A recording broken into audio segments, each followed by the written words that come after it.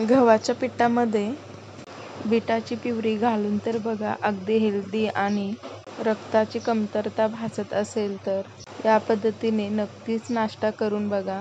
खायला खूप जास्त टेस्टी आणि खूप कमी तेलात नाश्ता तयार होतो। म्हणून म्हणते व्हिडिओमध्येच कुठेही स्किप न करता शेवटपर्यंत नक्कीच बघा। रेसिपी आवडली तर जास्तीत जास्त लोकांपर्यंत शेअर करा। चला तर मग रेसिपीला सुरुवात करूया।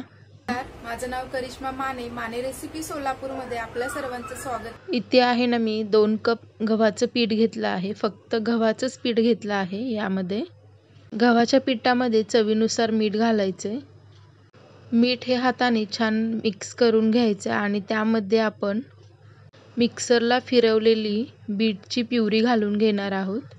2 इथे मी बीट घेतले होते। बीटचे छोटे छोटे तुकडे करून घेतले आहेत आणि त्याची बारीक अशी प्युरी तयार करून घेतली आहे। आणि या प्युरीमध्ये सुरुवातीला आपल्याला पीठ मळून घ्यायचं आहे, म्हणजे लागेल तेव्हाच आपल्याला पाण्याचा वापर करायचा आहे। तर इथे पिठामध्ये मिक्सरला फिरवत असताना 1 वाटीभर पाणी घालून त्याची प्युरी तयार करून घेतली होती। तर इथे पाण्याचा मौशर आहे म्हणून मी इथे आता सुरुवातीला पाणी घालून घेतलं नाही। जर पाणी लागलंच तर आपण थोडं थोडं करून पिठामध्ये पाणी घालून घेणार आहोत। तर जसं आपण चपातीचं कणिक मळतो तशा पद्धतीचे इथे पीठ मळून घ्यायचं आहे। अगदी जास्त घट्टही नाही, अगदी जास्त पातळही नाही, अगदी आपण जसं चपातीला मऊसूद असं पीठ मळून घेतो तशा पद्धतीचे इथं पीठ मळून घ्यायचं आहे। तर इथे बघू शकता ज्या भांड्यामध्ये आपण बीटची प्युरी काढून ठेवली होती त्याच भांड्यामध्ये मी इथे 1 वाटी पुन्हा पाणी घेतलं आहे आणि ते पाणी यामध्ये ओतून घेतलं आहे आणि पीठ आपण इथे मळून घेणार आहोत। तर इथे बघू शकता पीठ आपलं अगदी सॉफ्ट असं मळून झालं आहे। त्यावर झाकण लावून पीठ सेट होण्यासाठी ठेवायचं आहे। पीठ 5 ते 10 मिनिटांसाठी सेट होण्यासाठी ठेवायचं आहे। तोपर्यंत इथे आपण भाज्या बघणार आहोत। भाज्यामध्ये 2 वाटी इथे कोबी घेतली आहे, चॉपरला चिरून अशी बारीक घेतली आहे आणि 2 शिमला मिरची त्या देखील बारीक अशा चिरून घेतल्या आहेत। 2 गाजर घेतले आहेत मीडियम साईजचे, ते देखील खिसणीच्या साहाय्याने इथे खिसून घेतले आहेत बारीक खिसणीच्या साहाय्याने। सुरुवातीला हलक्या हाताने आपल्याला ह्या भाज्या आहेत ना ते मिक्स करून घ्यायच्यात हाताने। जर आपण जास्त दाब देऊन जर भाज्या मिक्स करून घेतल्या की या भाज्यांना जास्त पाणी सुटेल, म्हणून हलक्या हाताने ह्या भाज्या मिक्स करून घ्यायच्या आहेत। तर यामध्ये काही आपण ड्राय मसाले घालून घेणार आहोत। 1 मोठा चमचा लाल तिखट, अर्धा चमचा काळी मिरीची पूड इथे अर्धा चमचा आणि 1 चमचा चाट मसाला, अर्धा चमचा मीठ घेतला आहे। 1 चमचा आलं लसूणची पेस्ट आपण यामध्ये घालून घेणार आहोत आणि हलक्याच हाताने सर्व भाज्यांना मसाले आपले भाज्यांना कोटिंग करून घ्यायचे आहे। तर इथे बघू शकता अगदी हलक्या हाताने मी भाज्यांना मसाला कोटिंग करून घेत आहे। जर आपण अगदी जोरात असे मसाले लावून घेतले तर या भाज्यांना तर पाणी सुटतं आणि आपण मीठसुद्धा घातलं आहे म्हणून लवकर पाणी सुटतं भाज्यांना। म्हणून इथे हलक्या हाताने मसाला सगळा व्यवस्थित भाज्यांना कोट करून घ्यायचा आहे। 2 इथे चीज घेतले आहेत, तर इथे चीज देखील आपण खिसून घालून घेणार आहोत। तर इथे दोन्ही चीज जे आहेत ते आपण खिसून घालून घ्यायचे आणि ते देखील चीज आपल्याला या सर्व भाज्यांमध्ये मिक्स करून घ्यायचं आहे। तर इथे बघू शकता अगदीच हलक्या हाताने मी सगळ्या भाज्यांना मसाले आणि चीज आपलं जे आहे ते मिक्स करून घेत आहे आणि त्यामध्ये आपल्याला 2 चमचा टोमॅटो केचप आणि 1 चमचा सोया सॉस देखील आपल्याला मिक्स करून हाताने घालून घ्यायचं आहे। तर हे सर्व जिन्नस आपल्याला या फळभाज्यांमध्ये घालून घ्यायचं आहे।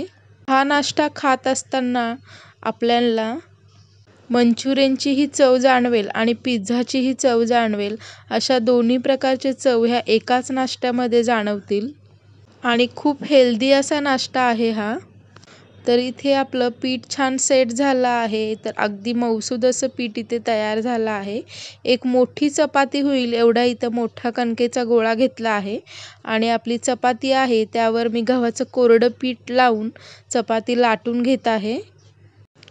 तर इथे बघू शकता आता चपातीची जी जाडी आहे ती अगदी जास्त वाटत आहे, म्हणून मी काय केलं आहे पुन्हा एकदा चपाती मोठी अशी पातळ लाटून घेत आहे। तर इथे बघू शकता मोठी अशी पातळ चपाती लाटून रेडी झाली आहे। तर आता आपण यावर भाज्यांची स्टफिंग करून घेणार आहोत. तर याचे कडाचे काठ थोडेसे जाड वाटत होते. कडाचे काठसुद्धा मी थोडेसे पातळ करून घेतले आहेत आणि आपली इथे मोठी पोलपाटा एवढी मी चपाती लाटून घेतली आहे. तर आपण तयार करून घेतलेली भाज्यांची स्टफिंग जी आहे तर ती स्टफिंग पूर्ण या पोलपाट्यावरच्या पिठावर आपण लावून घेणार आहोत. तर इथे बघू शकता सगळ्या बाजूने आपल्याला पिठावर आपल्याला हे सगळं सारण लावून घ्यायचं आहे. यामध्ये तुम्ही एक्स्ट्राचं चीज देखील ॲड करू शकता, पण एवढ्या भाज्यांमध्ये एवढं चीज मावेल आणि चवीला हा नाश्ता खूप सुंदर लागतो आणि खूप टेस्टीही लागतो आणि खूप हेल्दी नाश्ता आहे. भरपूर साऱ्या भाज्या आणि बीटपासून तयार केलेलं हे पीठ जे आहे ना, बीट न खाणारे सुद्धा हा नाश्ता जो आहे ना आवडीने खातील.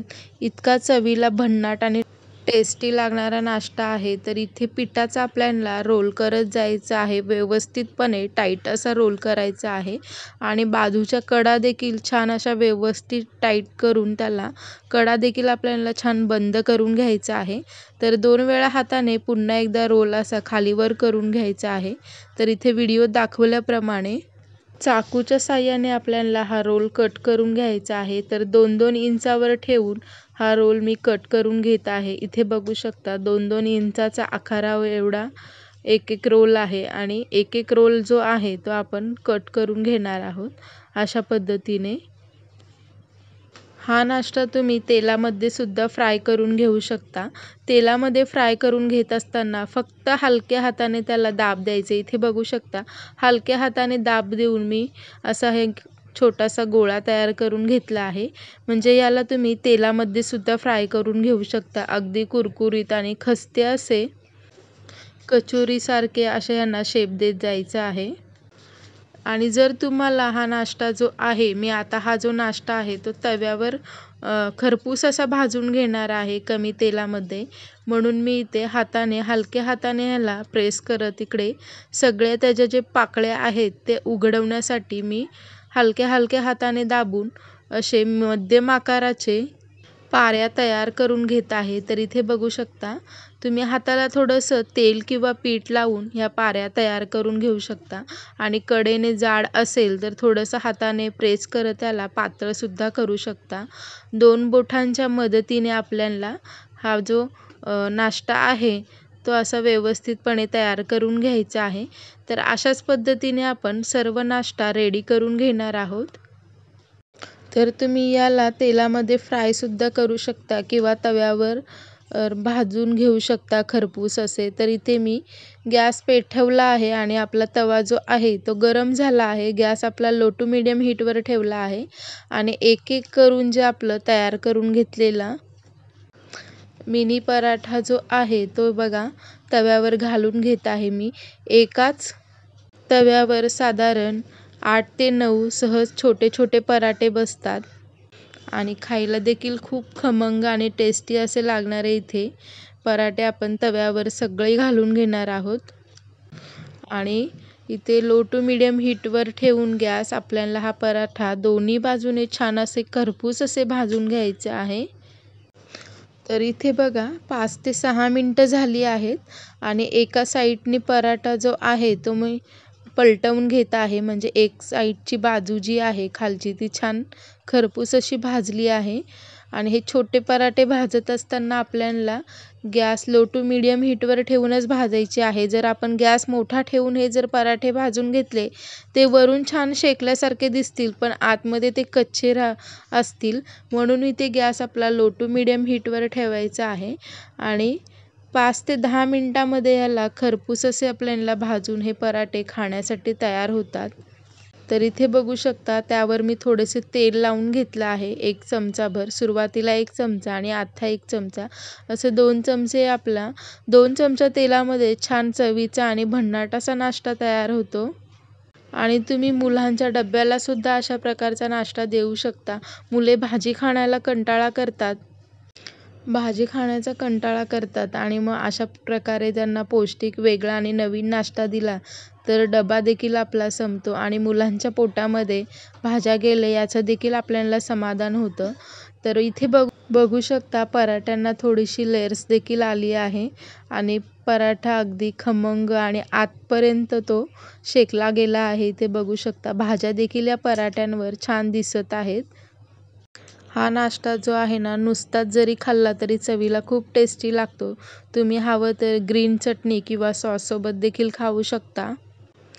रेसिपी कशी वाटली कमेंट करून नक्कीच सांगा. जर रेसिपी आवडली असेल तर तुमच्या जास्तीत जास्त मित्रमैत्रिणींना शेअर करा.